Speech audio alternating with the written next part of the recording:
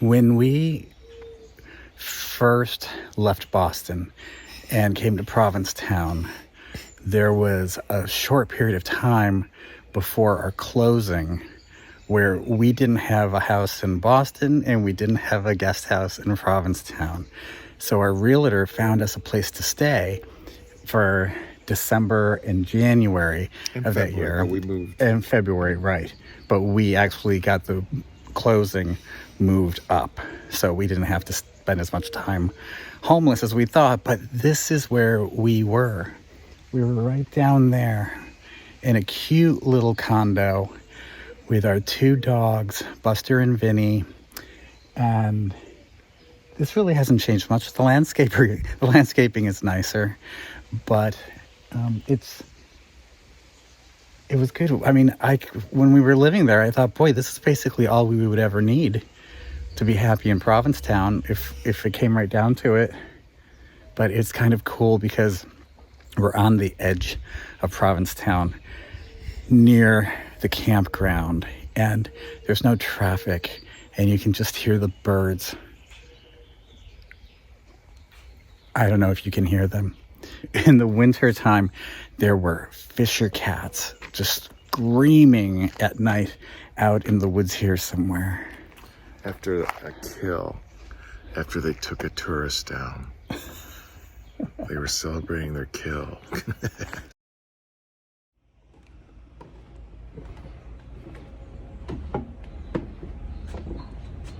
Good morning.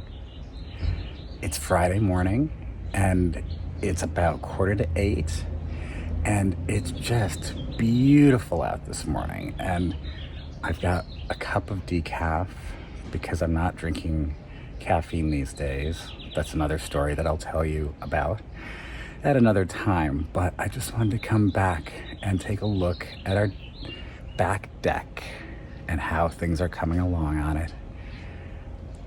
We fill up at both the guest houses for the weekend today. It's the film festival, so a very popular event here in town. And soon this deck will be full of guests having breakfast and enjoying the gorgeous morning. Wow. Jeff is in the kitchen getting breakfast ready for the guests. Kurt is in our living area, relaxing, getting ready for the day. And I can smell the ocean. One of my favorite things about living in Provincetown is smelling the ocean. Every year, I don't think I could do better with the planter boxes. And this year, I was into it, but I was like, I'm gonna do something really wacky. Before everything was drapey and everything like that. And these are really cute. I wanna bring some this way.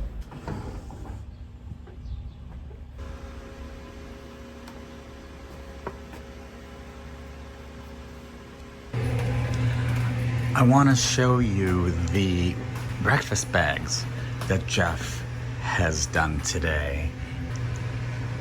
Aren't our guests lucky to have breakfast served in a breakfast bag like this? Just absolutely beautiful.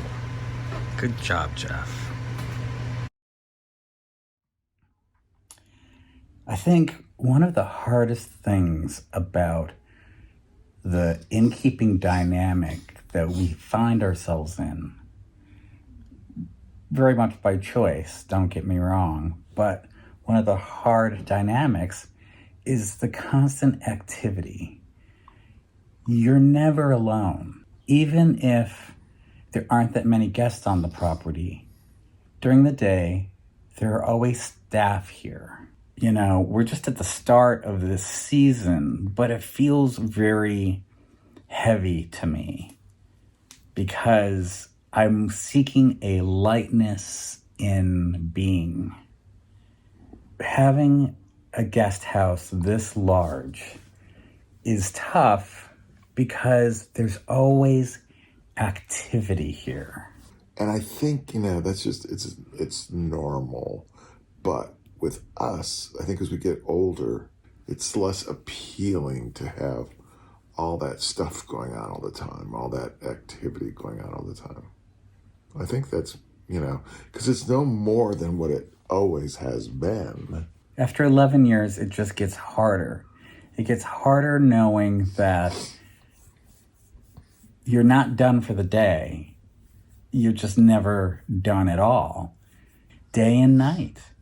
We crawl into bed and the phone can always ring because there's a lockout or somebody has hurt themselves or somebody needs something. We've been woken up at night over people just wanting to know in the middle of the night whether they can have a parking spot the next day.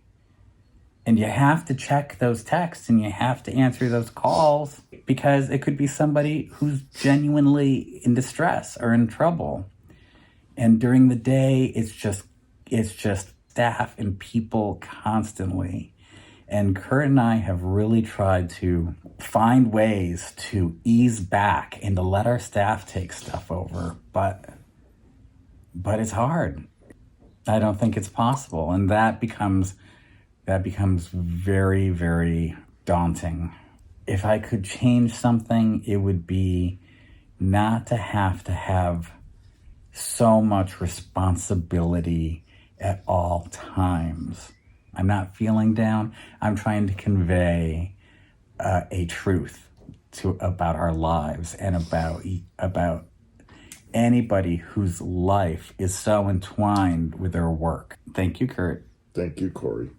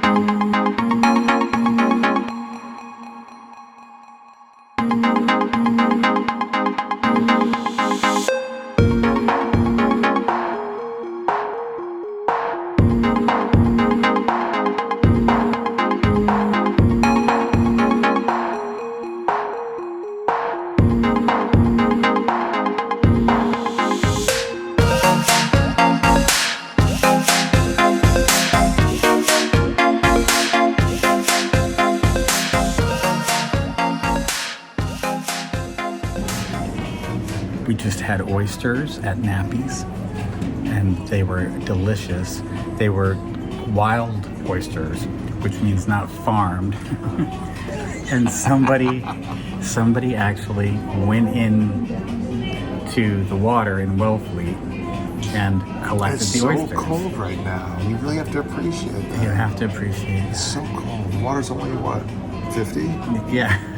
Yeah. But they were delicious.